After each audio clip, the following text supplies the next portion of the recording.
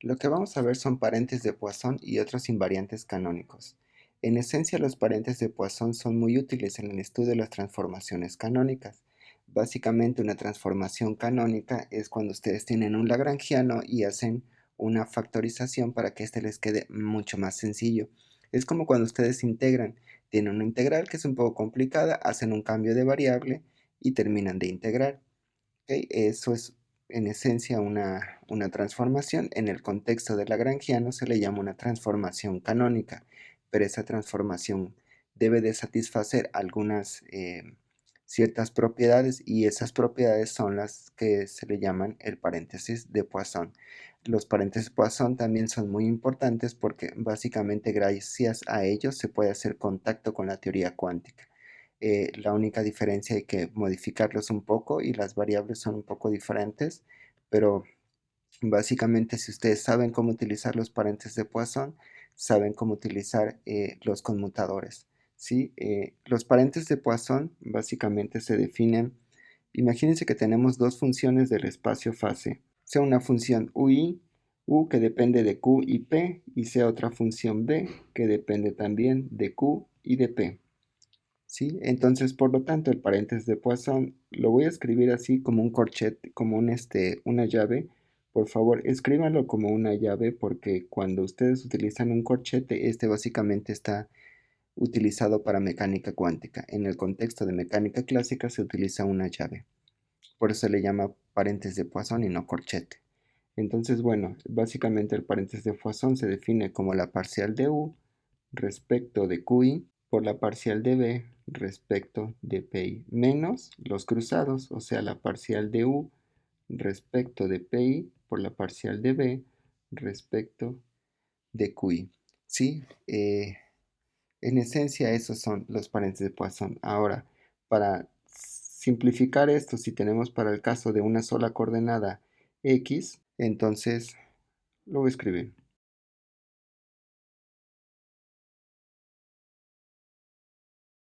¿Sí? Y esto es para una sola coordenada. Si ustedes en este caso en lugar de x tuvieran x y y, entonces lo único que hay que hacer es meter esto entre paréntesis y sumar básicamente lo que está entre paréntesis, pero ahora respecto de y. Si ustedes tuvieran una dependencia respecto de z, entonces simplemente hay que seguirlo sumando. ¿Sí? Los paréntesis de Poisson satisfacen algunas reglas muy importantes, ¿sí? Pero de las reglas más importantes las voy a poner a continuación. ¿Ok? En mecánica clásica, el paréntesis de Poisson se define de esta forma. Si ustedes tuvieran el correspondiente cuántico, en esencia la diferencia es que ahora se pone un corchete de U y de V, y esto es, ahora la diferencia es que U y B son operadores. Recuerden que ya habíamos construido un operador que en esencia era como una constante por una derivada, ¿sí? Y aquí el término H barra es la energía de Planck, la constante de Planck, ¿sí? Entonces por eso son muy importantes. Si se fijan las relaciones, cuando ustedes abren estos conmutadores, bueno, estos operadores, sí, en esencia están dados en términos de unas derivadas y básicamente caemos a lo que está acá arriba, donde son muy similares y la forma de trabajar es muy parecida. Entonces, bueno, los paréntesis de Poisson básicamente tienen algunas propiedades que en esencia son estas que están aquí. Si ustedes tienen el paréntesis de Poisson de U con U, eso es cero. Eso significa que ustedes pueden tener el paréntesis de Poisson de X con X y eso les va a dar cero, y también pueden tener el paréntesis de Poisson de px con px y eso también les va a dar cero. O sea, simplemente con que los dos términos sean iguales, entonces eso en esencia les da cero. Otra propiedad muy importante es el número 2, donde u, b es igual a menos b, u. ¿Sí? También tenemos la parte de linealidad, donde a y b son constantes.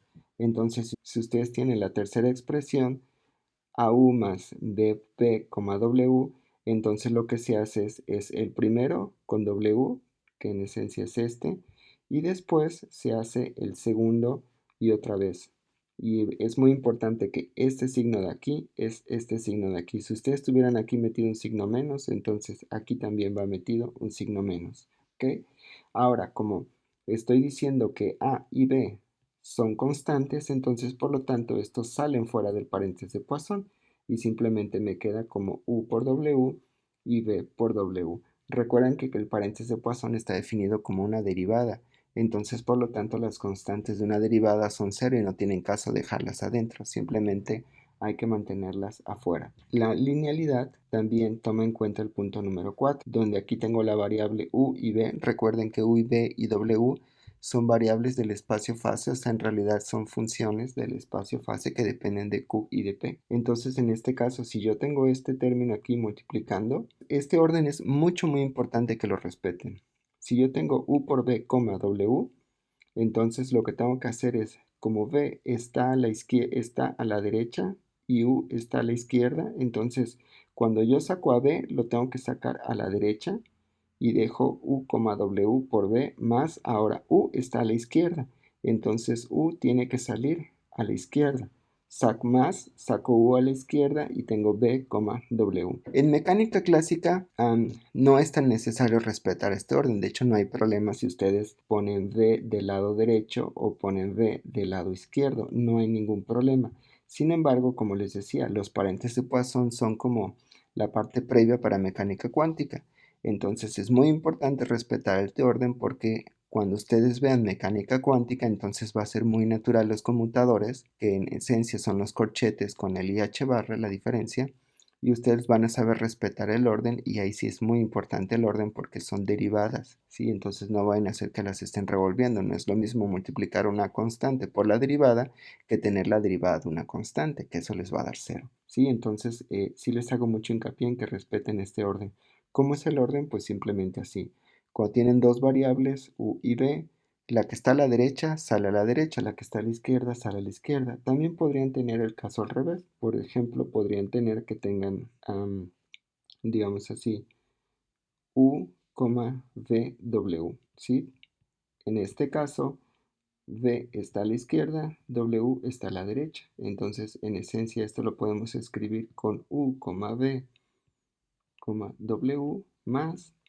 Entonces aquí voy a poner u, entonces ahora w saco a b, entonces me va a quedar b, w, ¿sí? Que es básicamente respetando el mismo orden que está en 4. Les repito, ese orden es muy importante.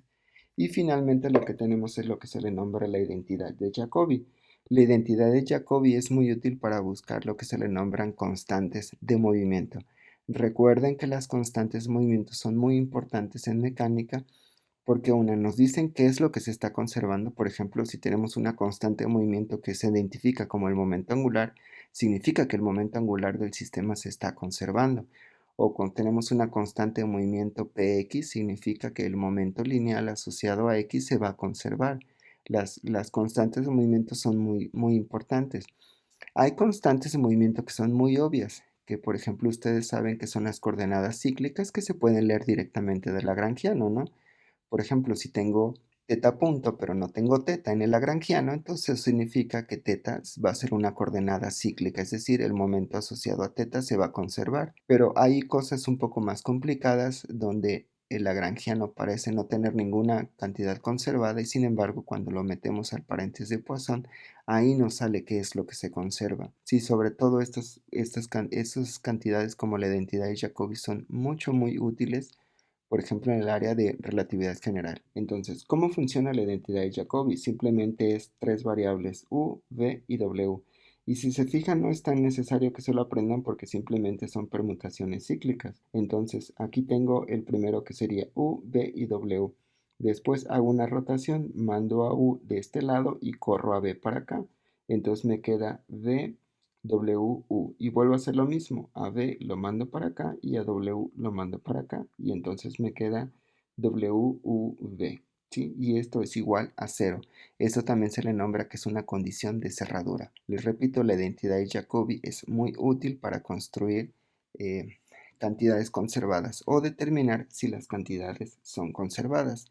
Los paréntesis de Poisson son los precursores de los conmutadores. Por eso es muy importante que les queden claro cómo funcionan. Y después los vamos a utilizar también en el contexto de la mecánica cuántica. Entonces, bueno, para que esto les quede un poco más claro, vamos a hacer un ejemplo, bueno, unos ejemplos. Voy a hacer algunos y ustedes terminan el resto. Les voy a poner aquí a que es igual. Entonces dice, calcular los siguientes paréntesis de Poisson. Voy a hacer el primero. Entonces dice, donde R, P y L son los vectores de posición, momento lineal y momento angular, respectivamente, y siendo A y B básicamente vectores constantes, ¿sí? Entonces, para el número 1, lo que tengo en esencia es el momento angular en I, el momento lineal PJ, ¿ok? Y aquí viene la ventaja de haber hecho un análisis tensorial. Nosotros sabemos que L es igual a R cruz P, entonces aquí sería R cruz P, P. Y la pregunta es, ¿y esto cómo lo voy a sacar del paréntesis de Poisson? Pues en realidad si lo hacen así, sí es bastante complicado, pero gracias a la notación tensorial, entonces aquí sabemos que tenemos un paréntesis y aquí es I, entonces por lo tanto esto lo podemos poner como epsilon.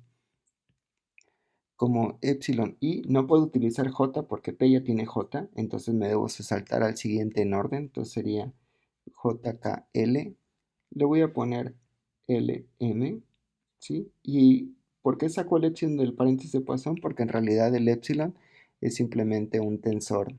Bueno, en realidad es un pseudotensor. Después les explico con calma qué es eso. Pero en realidad no lo puedo, este ente epsilon no lo puedo derivar. Lo que sí puedo derivar es R y P. Entonces a R le corresponde L y a P le va a corresponder el M. Y esto va a ser una coma PJ. Posteriormente podemos aplicar las relaciones que ya habíamos obtenido anteriormente el paréntesis de Poisson porque son la multiplicación de dos variables. Entonces esto me queda epsilon i L M, ¿ok? Entonces me va a quedar el paréntesis de Poisson de R L, PJ más, y ahora como R está a la izquierda, lo saco a la izquierda. Me comí aquí el PM, perdón.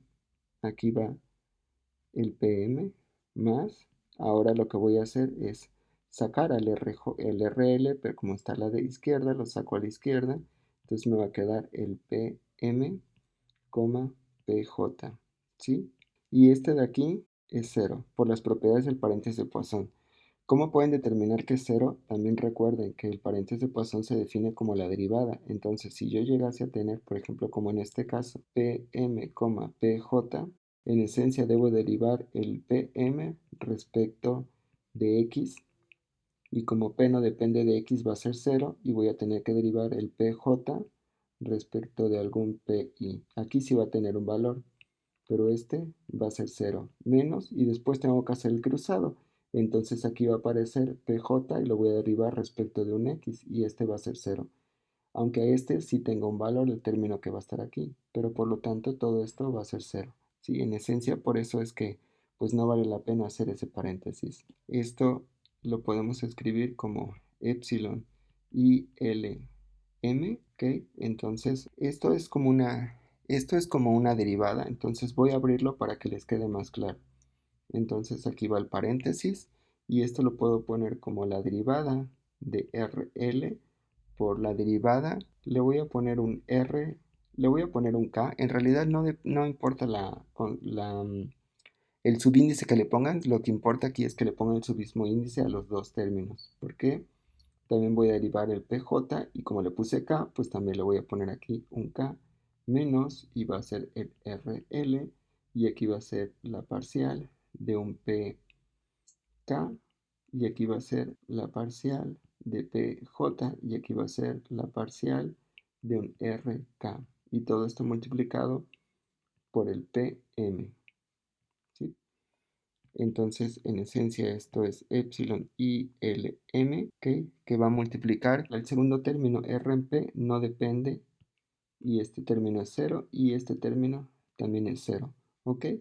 Entonces, lo que me va a quedar básicamente es la parcial de RL por la parcial de RK por la parcial del PJ respecto a la parcial del PK, y esto multiplicando por el PM. Ahora, ¿Qué, qué va a valer este término y qué va a valer este otro término?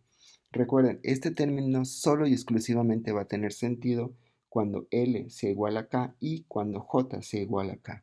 Recuerden que las derivadas, cuando solamente subíndices son iguales, los podemos poner en esencia, como la delta de Kronecker. Entonces esto lo podemos poner así. El primer término sería la delta de LK, porque solamente va a tener sentido esta derivada cuando L sea igual a K, y ahí es cuando la delta vale 1, por la delta del segundo término, que sería igual de JK por el PM, ¿sí? Entonces, ahora lo que hacemos es que la delta, en esencia, la podemos contraer. ¿Cómo la contraemos? Recuerden, como aquí tengo K y aquí tengo K, entonces, por lo tanto, esto lo podemos poner como un epsilon y LM por una sola delta de LJ por el PM, ¿sí? Y finalmente, ¿qué es lo que hacemos? Contraemos esta L con esta L. Entonces me va a quedar epsilon y JM PM, ¿sí? Y entonces, por lo tanto, el paréntesis de Poisson de esto es igual a esto. ¿Qué significa esto? O sea, ustedes pueden decir, bueno, ¿y esto cómo lo puedo simplificar? O sea, ¿de qué me sirve tener el análisis tensorial si me quedó un epsilon? No está muy claro. Una forma de verlo muy claro es esto. Imagínense que ustedes tengan el paréntesis de Poisson de Lx, P, le voy a poner Y, ¿sí? Entonces, por lo tanto, en lugar de tener Y, tengo X, entonces pongo mi epsilon y tengo X. En lugar de tener J, ahora tengo Y.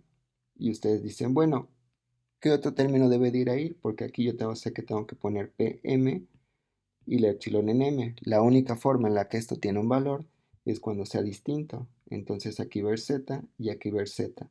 Pero el epsilon de X, Y, Z, como está en orden, es como si tuviera epsilon de 1, 2, 3, que me va a dar 1. Entonces, por lo tanto, esto es PZ.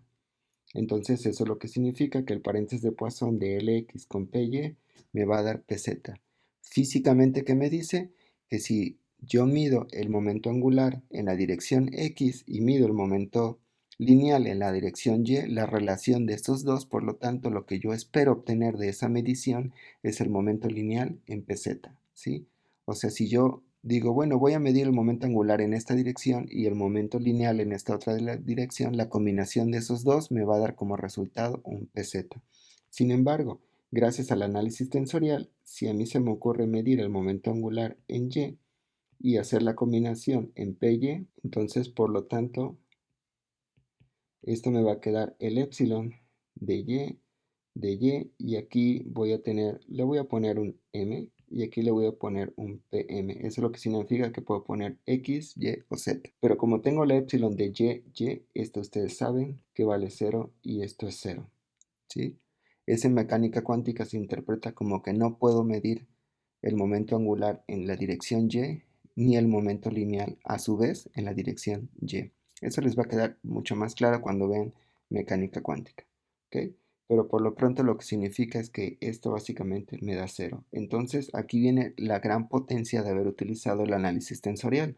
Yo no necesité hacer el paréntesis de Poisson de Lx con Px, de Lx con Py, de Lx con Pz, y así sucesivamente. Imagínense, hubieran tenido 6, no, 3, 6, 9 paréntesis de Poisson que resolver. En cambio, con un solo paréntesis de Poisson, gracias al uso del análisis tensorial, ustedes pues lo pudimos resolver básicamente muy sencillo. Así es como funciona esto, simplemente teniendo en cuenta el valor de la epsilon. Recuerden que vale 1 siempre y cuando en este caso el J, el I y el M sean distintos y estén en orden como 1, 2, 3 o X, Y, Z. Por eso es muy importante siempre mantener el orden, ¿sí? Entonces, bueno, hagamos otro. El segundo, que básicamente es este de aquí, que sería A por P por B por R. Entonces sería el paréntesis de Poisson de A.P, B.R. Entonces recuerden, el producto punto en realidad lo podemos poner como un tensor con el mismo índice. Entonces esto lo puedo poner como un AI, un PI, ya no puedo poner el I porque ya lo utilicé acá. Entonces por lo tanto le voy a poner un BJ, un RJ. ¿Sí? En este caso, A y B son constantes, entonces estas salen del paréntesis de Poisson. Entonces lo puedo poner como un AI, un BJ y el paréntesis de Poisson del PI, RJ. Pero ahora, de lo que vimos acá, si se fijan en este término que está aquí, ¿sí? Entonces resolvimos este paréntesis de Poisson. Entonces nos damos cuenta que el paréntesis de Poisson de R con P simplemente es las deltas, ¿sí? O sea, hacer el paréntesis de Poisson de R con P es equivalente a hacer las derivadas y eso es equivalente a contraer aquí, que se elimina un término, se elimina el segundo término, nos queda el primer término se contrae a las deltas, entonces de aquí podemos pasar directamente a las deltas. Pero ojo aquí, es el paréntesis de Poisson de R con P. Sin embargo, yo aquí tengo el paréntesis de Poisson de P con R. Eso lo que significa es que yo lo tengo que poner como menos ahí BJ, el paréntesis de Poisson de RJ, PI. Y ahora sí, esto lo puedo escribir como las deltas. Entonces sería menos ahí BJ delta de JI. ¿Sí? Ustedes deciden a quién contraen, de hecho no importa. Entonces sería menos el AI con el B y esto en esencia recuerden que cuando los dos índices son iguales es un producto punto. Entonces esto simplemente es equivalente a menos A punto B. Y ahí está el paréntesis de Poisson de esos dos. Esa es la ventaja del paréntesis de Poisson y esa en esencia es también la ventaja del análisis tensorial, que pueden resolver todo de un solo golpe, ¿sí? Les voy a poner aquí los resultados y para que ustedes lleguen a eso. No me voy a extender resolviendo, en realidad es sencillo, simplemente hay que hacerlo con calma. Recuerden estas identidades. El paréntesis de Poisson de R con P simplemente es las deltas. ¿Ok? En este caso, de hecho, ni siquiera pueden poner que son las dos deltas. Pueden pasar de este término, pueden pasar directamente a este otro término, como le hice aquí abajo. El paréntesis de Poisson de R con P simplemente es la delta. Si ustedes tienen PR, recuerden que lo pueden girar, meter un menos y vuelven a caer a las deltas. Entonces, bueno, el resultado del 3 y de los demás básicamente son los siguientes. Lo siguiente que vamos a ver son ecuaciones de movimiento, transformaciones canónicas y teoremas de conservación en la formulación de los corchetes de Poisson.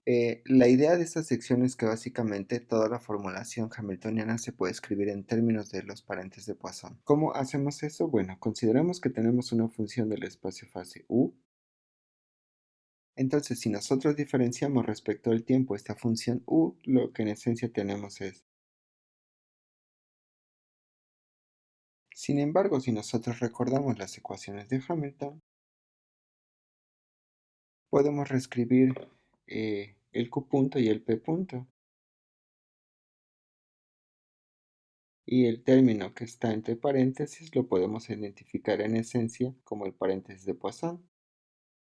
Si en lugar de tener la variable U, en este caso tengo la variable Q o tengo la variable P, básicamente estas son las ecuaciones de Hamilton, pero ahora en términos de los paréntesis de Poisson. Entonces, bueno, lo que significa es que las ecuaciones son un caso, las ecuaciones de Hamilton la podemos ver como un caso especial del paréntesis de Poisson, cuando a cada función que estamos interesados se sustituye por una de las variables canónicas. Entonces, si U es una constante de movimiento, recuerden que significa que su valor se conserva a través del espacio-fase, ¿sí? Entonces, si U es una constante de movimiento, entonces, por lo tanto, du en dt pues es igual a cero. Entonces, en esencia lo que nos queda es, y esto es lo que se le nombra una constante de movimiento. Si nosotros obtenemos alguna variable y tenemos duda de si esa es una constante de movimiento o no, siempre podemos hacer el paréntesis de Poisson con el hamiltoniano y esto simplemente debe de dar esto. En este caso, si este término de parcial de u en t me da cero, lo que significa simplemente es que u en t pues no depende explícitamente. Pues sí, pero entonces tiene que ser cero. Entonces, siempre que esta relación sea válida, Entonces, esto se cumple básicamente para una constante de movimiento. Entonces, así es como podemos determinar si nosotros tenemos una constante de movimiento y también podemos determinar las ecuaciones de Hamilton a través de la formulación de los paréntesis de Poisson. Sí, les repito, todas las funciones que cumplan lo anterior son constantes de movimiento y recíprocamente. El paréntesis de Poisson del hamiltoniano con cualquier constante de movimiento debe ser igual a la derivada temporal explícita de la función constante.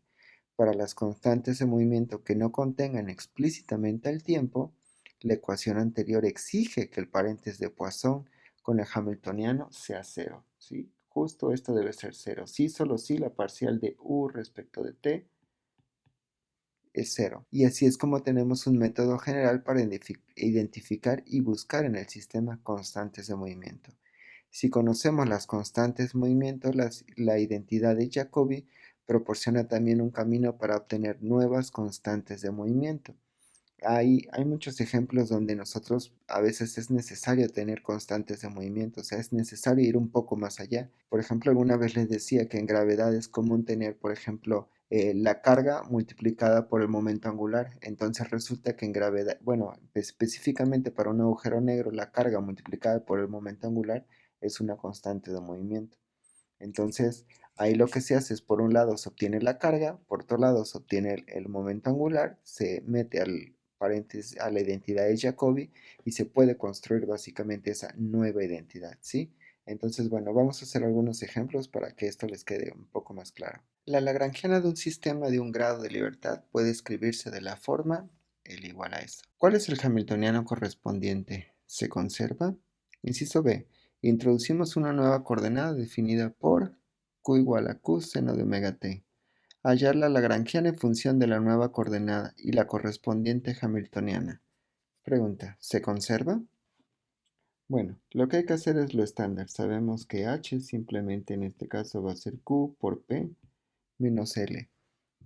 Entonces cuando nosotros derivamos a p, sabemos que el momento generalizado simplemente va a estar dado por q punto. Para este caso la derivada simplemente va a ser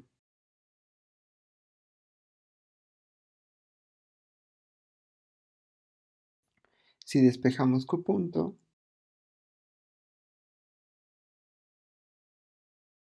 y en esencia lo que tenemos ahora que hacer es sustituirlo en el hamiltoniano. Entonces, por lo tanto, h básicamente va a ser q punto p menos l y esto es igual a q punto p menos, primero voy a sustituir lo que está en el lagrangiano y después voy a sustituir específicamente p.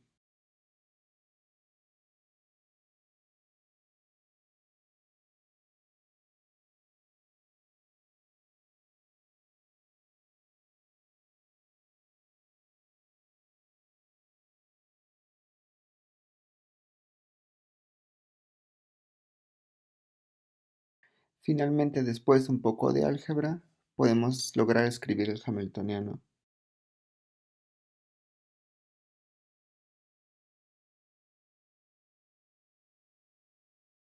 Como básicamente tenemos seno de omega t, eso lo que significa es que h no se conserva ya que h depende explícitamente del tiempo. Entonces, bueno, aquí es bastante obvio que el hamiltoniano no se conserva. Para el inciso B, lo que nos dicen es que tenemos una función, lo que nos dicen es que ahora introducimos esta nueva coordenada, ¿sí? Y que hallemos el lagrangiano en términos de esa nueva coordenada. ¿Ok? Entonces, bueno, lo que tenemos que hacer primero es tomar la derivada respecto del tiempo. Eso en esencia nos queda. Ahora, ¿qué pasa si lo elevamos al cuadrado? Si obtenemos q puntito cuadrado. Entonces, si ustedes hasta ahora básicamente comparan esta expresión que hemos obtenido con el lagrangiano original, que básicamente es este de aquí, tenemos q punto cuadrada, seno cuadrado más q punto esto, y si comparan esa expresión con la expresión que tuvimos es muy similar, salvo el término del coseno cuadrado, ¿ok? Entonces lo que podemos hacer básicamente para que esto cierre es sumar y restar un seno cuadrado con el correspondiente término que tenga a un lado. ¿Y esto para qué? En esencia, si nosotros ahora sabemos que este lo sumamos con este y esto nos va a dar 1. Entonces, por lo tanto, esto lo podemos escribir como...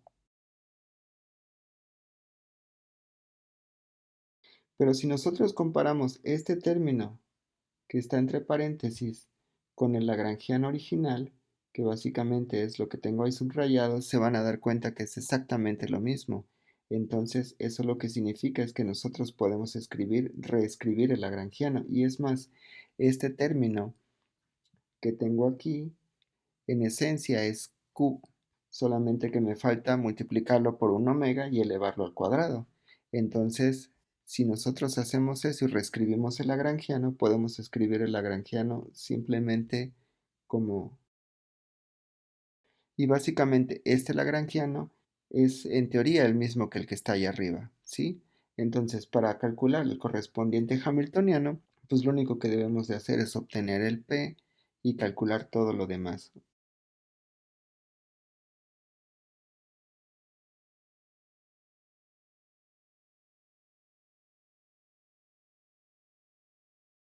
Y en esencia ahí tenemos el hamiltoniano. Ahora, si se dan cuenta, el hamiltoniano no depende explícitamente del tiempo, por lo tanto el hamiltoniano se conserva y además es importante notar que el hamiltoniano parece tener la forma t más b, pero no sabemos si el potencial es b, ¿ok?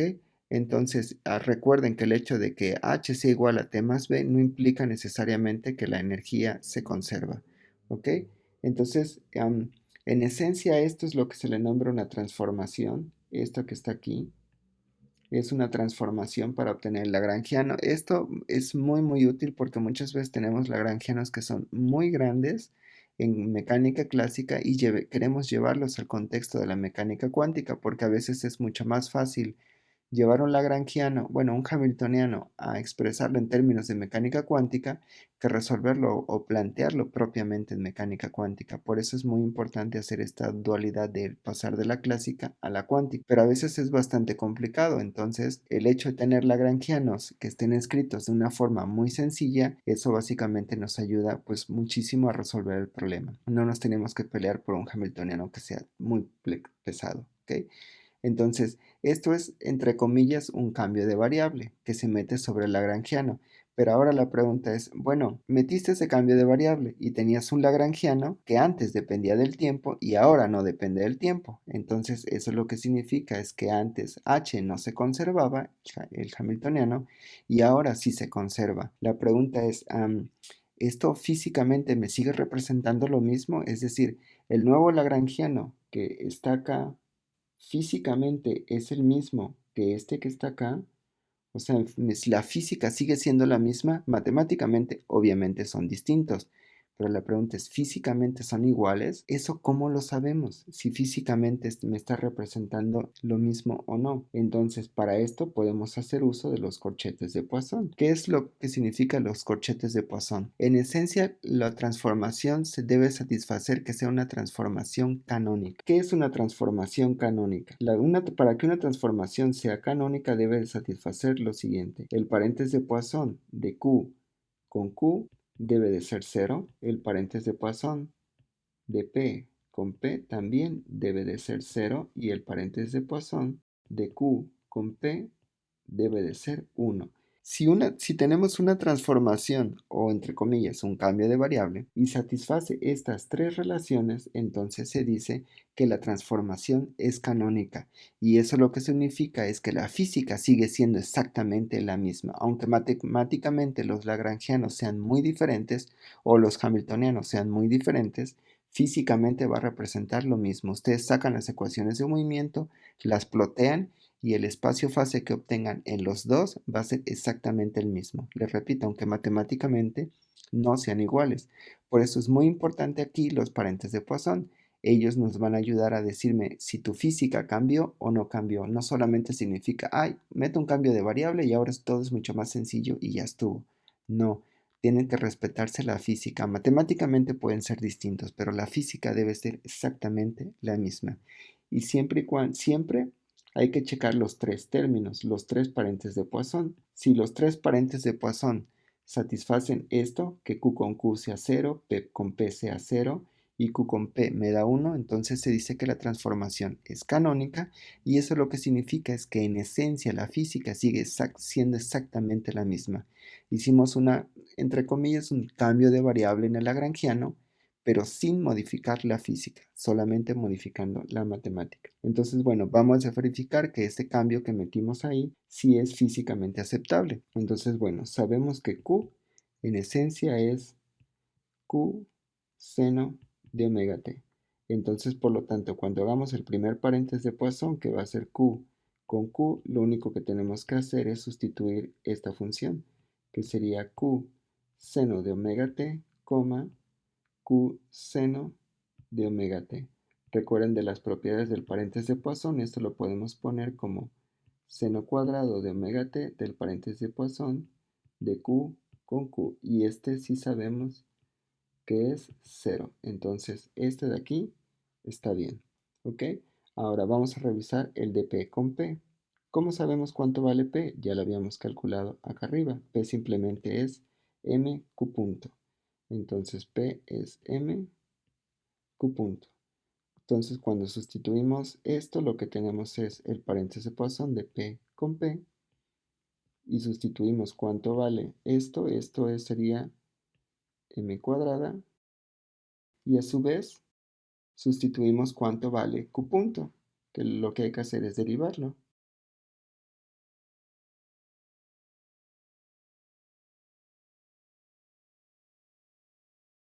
Nuevamente, al utilizar las propiedades de los paréntesis de Poisson, lo que obtenemos es reordenando estos términos.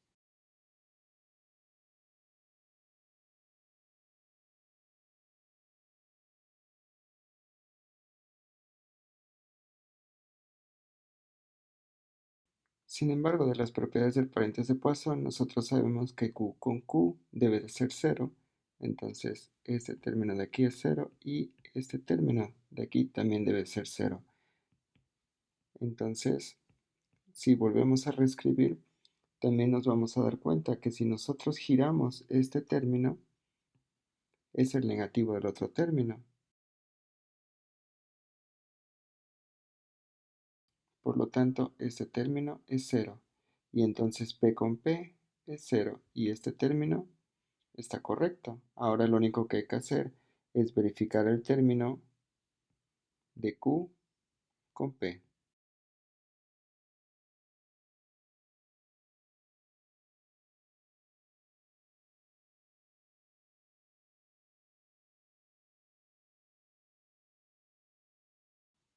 Nuevamente, de las propiedades del paréntesis de Poisson, sabemos que Q con Q me tiene que dar cero. Y este otro término finalmente me queda.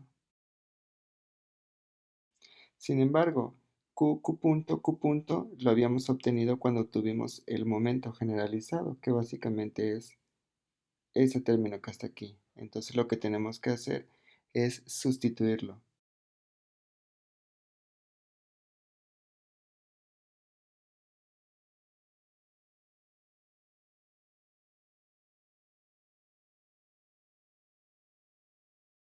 Nuevamente las propiedades sabemos que este es cero, entonces por lo tanto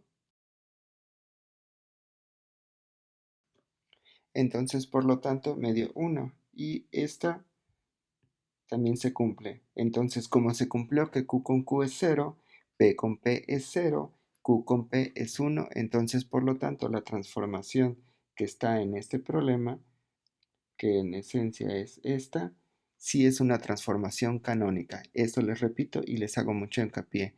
El hecho de que la transformación sea canónica significa que matemáticamente es muy diferente, pero la física es exactamente la misma. Entonces, por lo tanto, el lagrangiano inicial me representa exactamente la misma física que el lagrangiano que está aquí.